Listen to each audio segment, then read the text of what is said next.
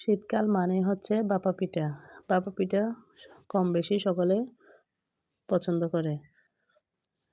ভাপা পিঠা ২ ভাবে খাওয়া যায়। মিষ্টি দিয়েও খাওয়া যায়, আবার ঝাল দিয়ে মুরগির মাংসের ঝোল দিয়েও খাওয়া যায়। তবে বাচ্চারা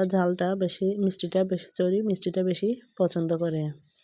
বড়রা ঝালটা বেশি পছন্দ, তবে আমাদের চট্টগ্রামে ঝালটা বেশি প্রিয়। আজকে দেখাবো মিষ্টি ভাপা পিঠা। প্রথমে ভাপা পিঠার কাপের মধ্যে দিয়ে দিলাম আপনার গুড়, খেজুর গুড় যেটা আছে অরিজিনাল ওটা।